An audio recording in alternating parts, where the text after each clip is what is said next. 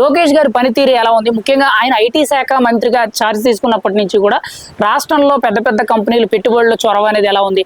Overall గా ఆయన పనితీరు ఎలా ఉందంటారు ఈ పెట్టుబడులు సమీకరించడంలో? పనితీరు 100% కాన్ఫిడెంట్ గా ఆయన మాటలు చెప్పడం లేదు, పని చేసి చూపిస్తున్న నాయకుడు. ఆయన తీసుకొని చూపిస్తున్నారు. ఇదిగో ఏదో మంత్రంలాగా ఇక్కడ ల్యాండ్ ఉంది, రేపు సెంటర్, అది కాదు. గూగుల్ డేటా సెంటర్ ఆల్రెడీ తీసుకొచ్చి చూపిస్తున్నారు, డెవలప్మెంట్ చూపిస్తున్నారు. ఈరోజు ప్రతి మీడియాలో డెవలప్మెంట్ చూపిస్తున్నారు, ప్రతి దగ్గర డెవలప్మెంట్ చూపిస్తున్నారు. ఖచ్చితంగా 110% ఇస్తున్నాను నేను లోకేష్ గారికి. ఎందుకంటే ఇది వరకు అలాంటి నాయకుడు లేడు, ఇంతవరకు రాలేదు అలాంటి నాయకుడు. చెప్పలేదు ఊరినే ఉద్యోగాలు తీసుకురావడం అనేది ఆషామాషి కాదు. ఇప్పుడు గతంలో ఈ 30 సంవత్సరాలు వెనక్కపోయింది రాష్ట్రం. ఇప్పుడు వెంటనే అన్ని తీసుకురావడం అంటే ఇది చాలా గొప్ప ప్రణాళిక.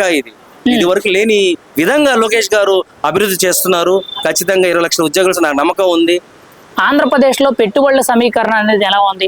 ఈ ప్రభుత్వం వచ్చిన తర్వాత అసలు పెట్టుబడులు, ముఖ్యంగా పారిశ్రామిక సంస్థలు, పారిశ్రామికవేత్తల్ని ఆంధ్రప్రదేశ్ వైపు మొగ్గు చూపే విధంగా తీసుకురావడం మీద మీరేమంటారు?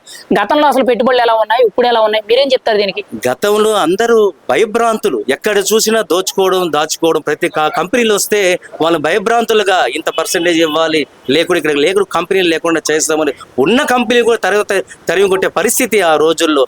అలాగే డేటా సెంటర్ కానీ అన్ని రకంగా అన్ని నిర్వీర్యం అయిపోయినాయి. ఇక్కడ ఇక్కడ ఒక కంపెనీ పెట్టాలంటే కియా కానీ చాలా మంది భయపడే పరిస్థితి వచ్చింది ఆ రోజుల్లో. ఇప్పుడు లోకేష్ గారు ఒకటే ఒక మాట, ఆయన ద్వారానే ఆయన చూసే ఈ రోజు కంపెనీలు ముందుకు వస్తున్నాయి.